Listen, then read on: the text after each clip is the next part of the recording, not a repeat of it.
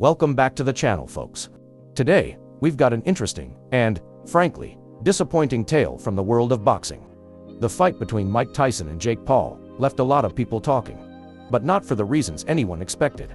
From the spectacle to the underwhelming performance, it seems like the hype didn't quite match the reality.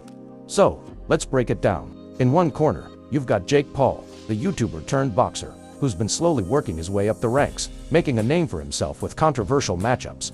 And in the other, the legendary Mike Tyson, a man who's practically synonymous with boxing greatness, or at least, was until his long-awaited return to the ring this past Friday night, after nearly 2 decades away.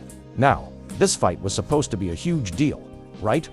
Over 70,000 fans packed into a TNT stadium in Arlington, Texas, and millions more tuning in online, with Netflix reporting a whopping 60 million households watching. The hype was off the charts. But when the bell rang, what did we actually get? A fight that left many spectators scratching their heads, and in some cases, shaking their heads in disappointment. Tyson, who's now 58, just didn't look like the Mike Tyson we remember. He landed just 18 punches out of 97, thrown across 8 rounds. That's right, 97 punches in 8 rounds, which is, frankly, pretty shocking for someone with his pedigree.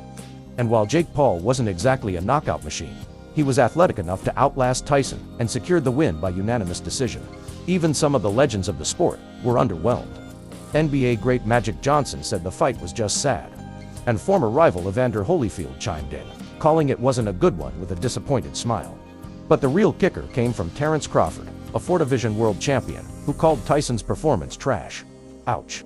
It's not just the fans who were let down. Many are questioning Jake Paul's choice of opponent. After all, Tyson is nearly 30 years older than Paul, and while Tyson was once the most feared fighter on the planet, he's no longer in his prime. The criticism was swift, with former heavyweight Tony Bellew and Olympic gold medalist Nicola Adams both saying Paul should fight someone closer to his own age and fitness level, if he really wants to prove himself. And if we're being honest, the comparison between Tyson's comeback and the co-main event fight between Katie Taylor and Amanda Serrano made Tyson's performance even more glaring. Taylor and Serrano delivered a fight for the ages, a real display of skill and athleticism. It just highlighted how out of place Tyson looked in the ring.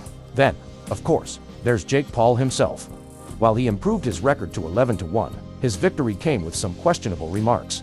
After the fight, Paul claimed that he extended the fight for the spectacle and didn't want to hurt Tyson. Some fans found that statement, let's say, hard to swallow.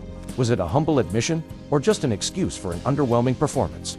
For all the spectacle, though, it was clear that the fight was never about pure boxing excellence. It was about the money, the spectacle, and the promotion. And that's exactly what it was. The match felt like an attempt to draw in a larger, younger audience, but it left longtime boxing fans cold. As for Tyson, he hasn't officially announced his retirement yet. But after the fight, he posted an emotional message about his health struggles earlier in the year and the honor he felt to stand in the ring again. Even though he didn't win, Tyson seemed grateful for the experience. And it's clear he still holds a deep love for the sport.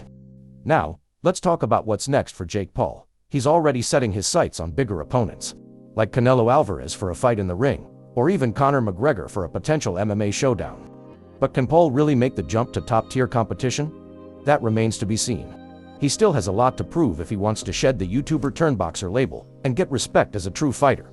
To wrap this up though, the Tyson vs. Paul fight wasn't just a letdown for many. It highlighted the growing trend of former celebrities and social media stars hopping into the boxing ring for a payday and some attention, but not necessarily for the love of the sport or the skill to back it up. So, what do you think? Was this just another cash grab, or was Tyson truly too far past his prime to make a comeback? Drop your thoughts in the comments below, and let's talk about it. Thanks for tuning in, and if you enjoyed the breakdown, don't forget to hit that like button and subscribe for more content. See you next time.